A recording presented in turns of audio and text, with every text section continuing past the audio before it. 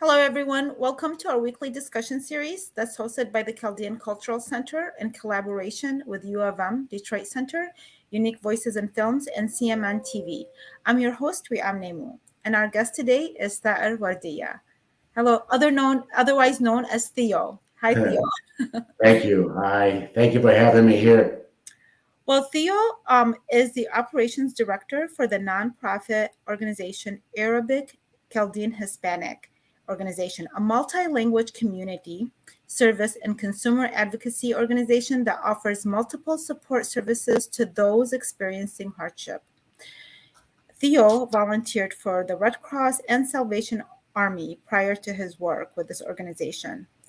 And we're still in the National Hispanic Heritage Month, so we're still honoring that, and we're very happy that you're joining us because when we came across your organization, we thought, wow, what three beautiful cultures to come together. What is their story? And then this is what you're going to be telling us today, right?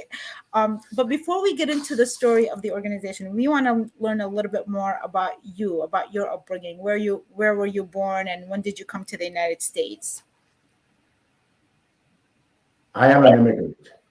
I came to America with my parents. I was 15 years old, and I followed the steps of my parents as they immigrated from Iraq. I was born in Baghdad. My family were born almost near the center of the country, near Baghdad. And for economic, political reason, they immigrated to the United States. And we came to America young. We had to learn the language just like everybody else. We went to school. We tried to get our education. We tried to melt with society as much as we could. But finally, we realized that, again, like we talked about earlier, that our foot is in the old country. And the other foot that we have is in the new country. So we have to proceed forward. But we should never forget about the old country, the old ways of living, the old tradition, everything else that comes with it, the people, the language, the customs. So it's a journey. It's like everybody else, but we have to adapt. And the first thing what you want to do is when you adapt is you have to learn the language. You have to stay in school, get the education. This is what we want to do. This is what we want to do. And this is the message that we want to come across to a lot of people, especially the one that had came earlier. And we feel that pain, but we also need them to flip a new page and come in and start learning the language, learning the ways of law, learn how we live in the new country. And it's great. It gives us a lot of opportunities. It makes us, move forward. So you're obviously a man of service because you worked with the Red Cross and the Salvation Army before you got involved with this organization. What led you to get involved with them, and what was that work like? To tell you the truth, that my motivation volunteering came from experience. Some of it is bad, some of it is good, but all in all, gave me an opportunity to volunteer in local organization. Red Cross is very active in a lot of different venues where it gives opportunity for, let's say, people who got caught up with the law and they tangled up with the court system, and the court system really, that really make them to do some community service. And this community service could lead to other things. Some of it being in a halfway house prior to their fully released from prison. So at the time when I started during the late years of 2008, 2009, our nation really went through a turbulent time. We had a financial crisis. People were laid off. Some were losing their job.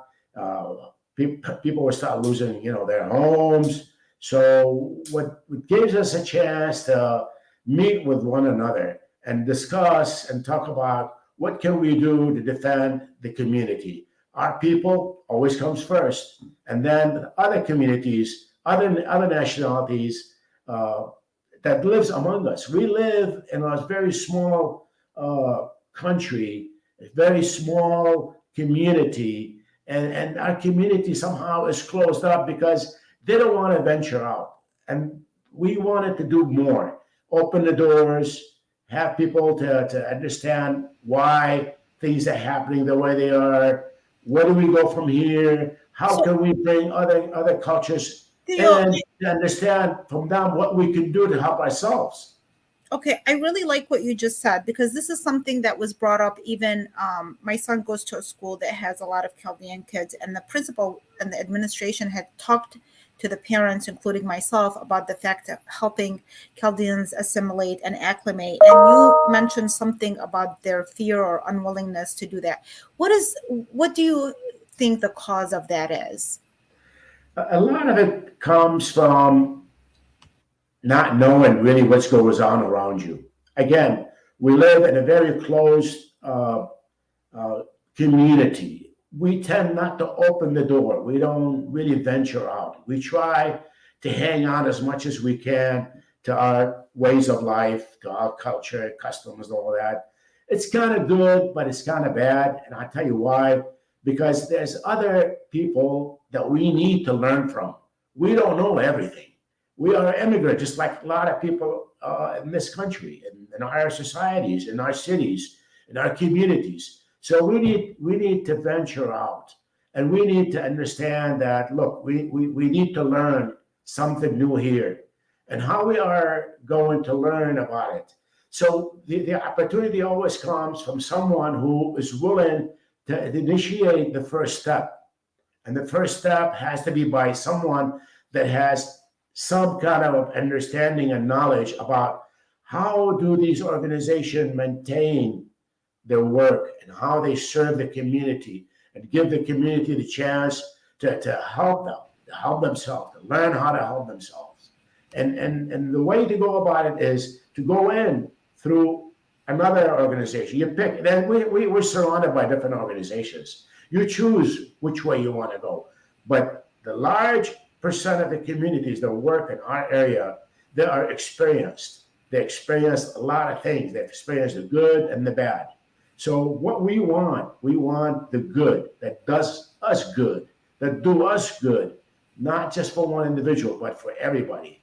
Our youth need to learn these things, need to learn the law, need to learn the way of land. I mean, this is how we need to live here in America. We have to set examples.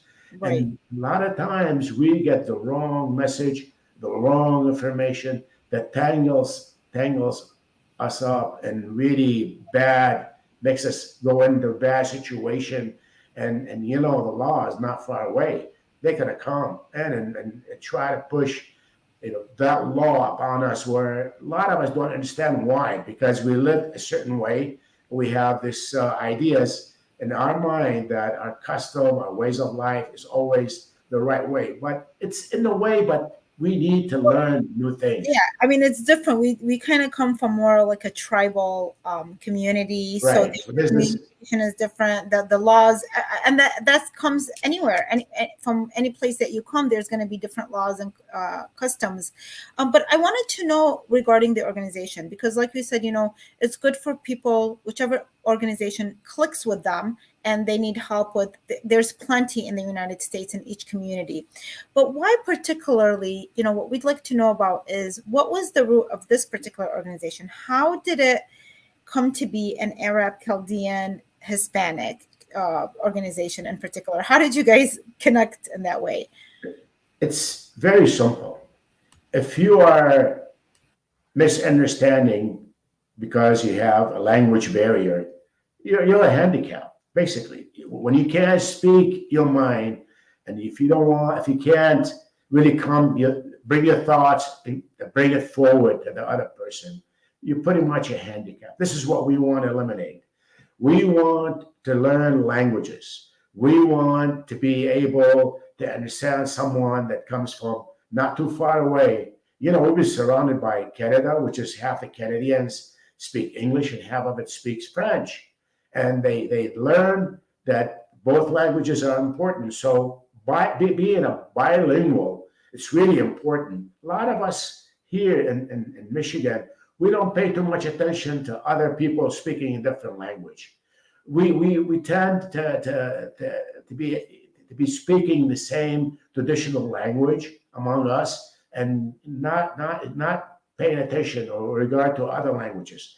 So being close to Mexico, being close to the Hispanic, we are very close. I myself, I lived in a different part of the Latin America, and I had to learn the language. But there's other Latinos live very close to us.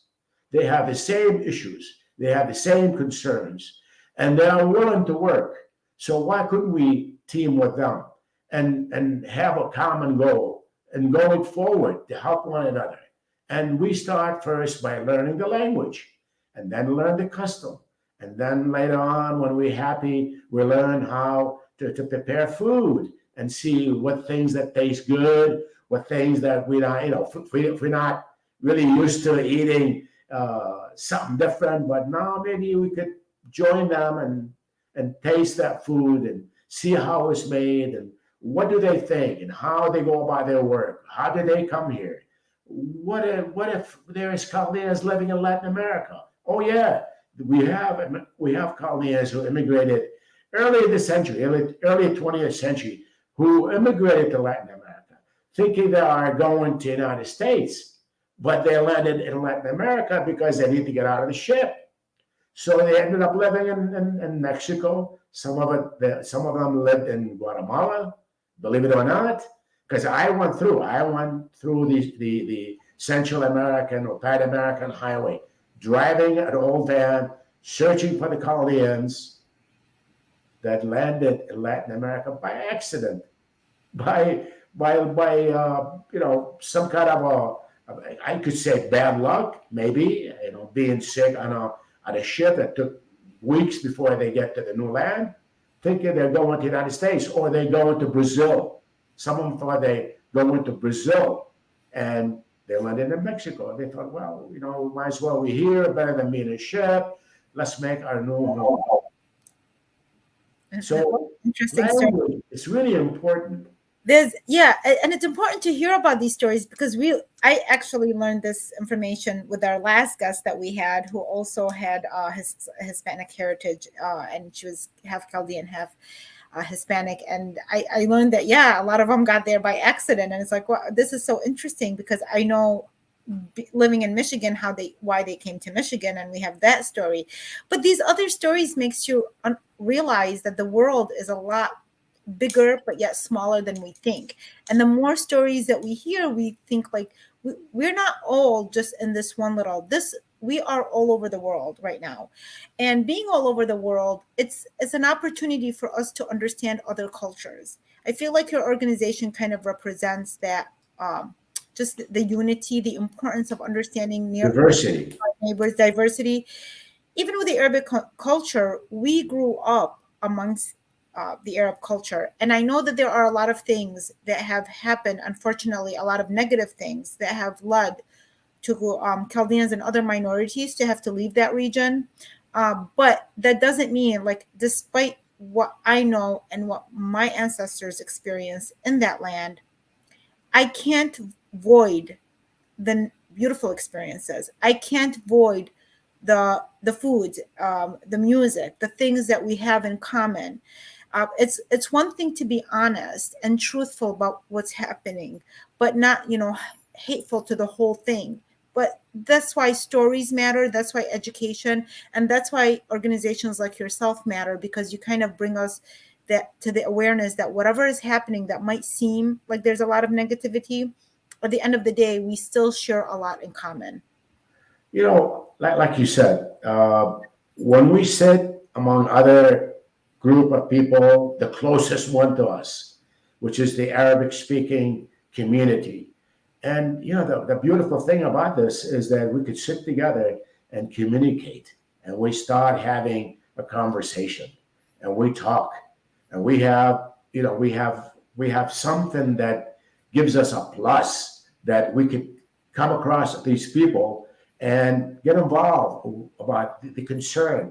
But the concern is one, but we need to speak it out. We need to get the message out. We also have to hear. We have to understand what they're talking about. The thing that is good for us that we lived in the old country and we came to America later on, that we brought with us the ability to speak the Arabic language. And the Arabic language, it's extremely important, especially in the communities that we live right now, in this southeast part of Michigan, where there's a lot of different communities. Some Europeans, a lot of them are Middle Easterns. And we live among people that they share the same goal. They do the same thing that we do. They work almost exactly like us. So when we sit among them, being able to communicate with them, we could share these concerns. We could talk about a lot of different things. What is important to us? What we like to see, what we like to do, what we don't want to see, and what we want to do. So it's kind of a plus that we could speak it, come across, and share these ideas and concerns, and maybe later on we can move on to something else, something better, away from all the negative, away from all the prejudice that people who are trying to embed all these negative information and negative stories and the ideologies they carry on with all this negativeness they have in their head, which doesn't do any one of us any good. It doesn't do us good, doesn't do them good.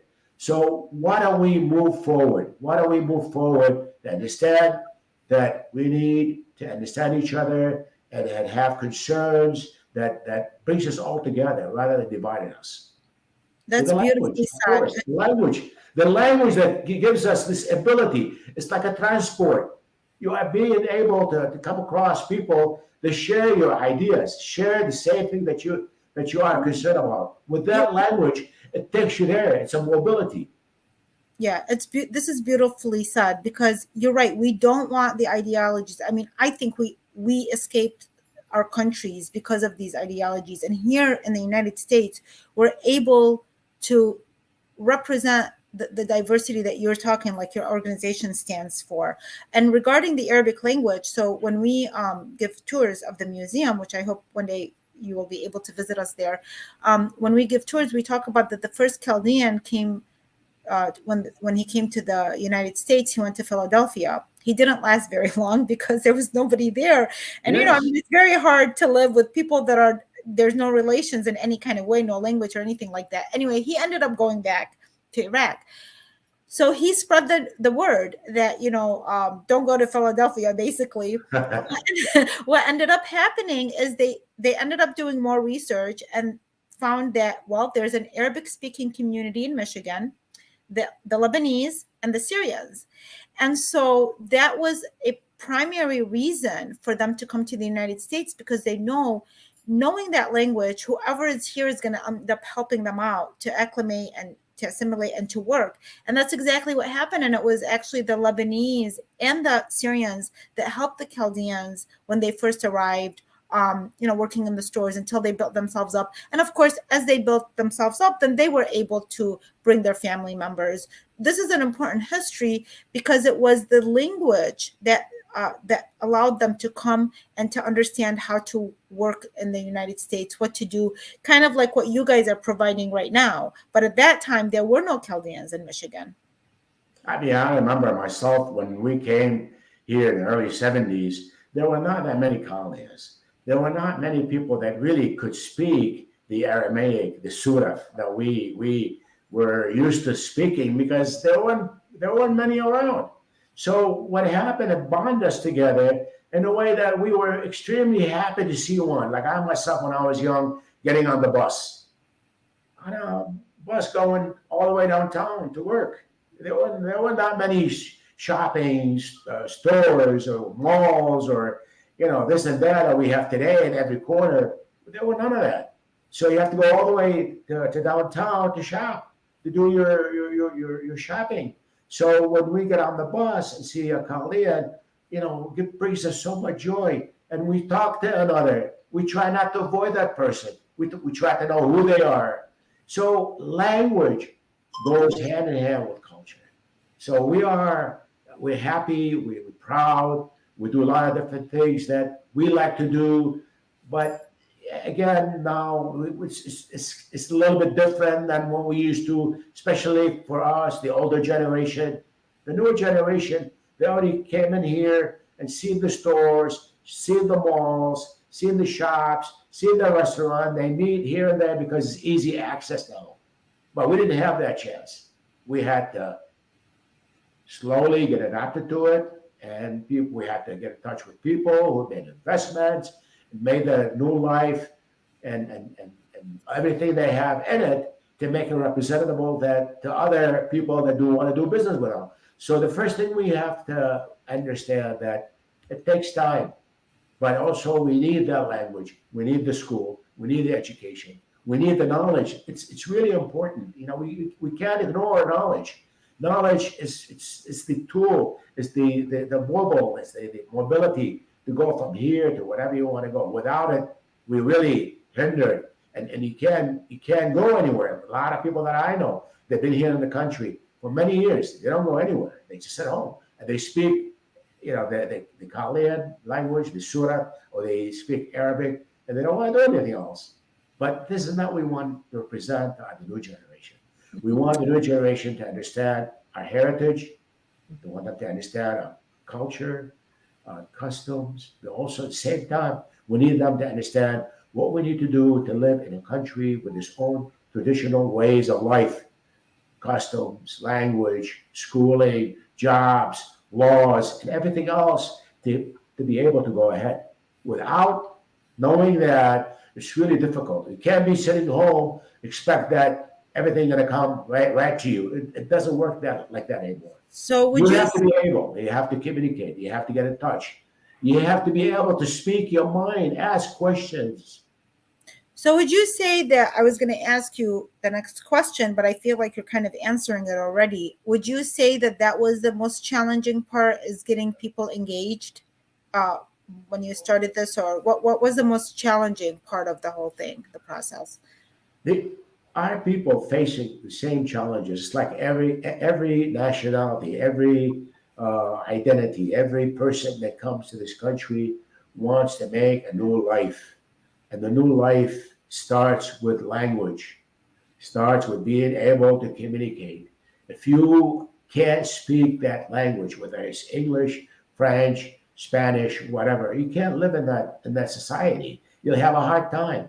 But when you do understand, you be able to speak the language, makes it a lot easier for you. It opens a lot of doors. So going to school is really important while you're working. If you're a newcomer and you don't seek education, your life is going to be extremely hard. This is how we learn. We learn to go to school. We had no other choice.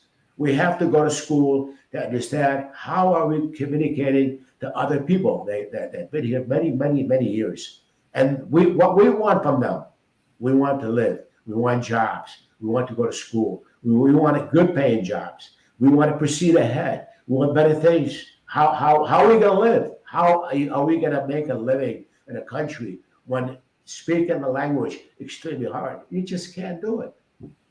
So Theo, on a personal level, what motivates you, and what is the goal for you, whether part of this organization or just as a Chaldean American? What is your story moving forward?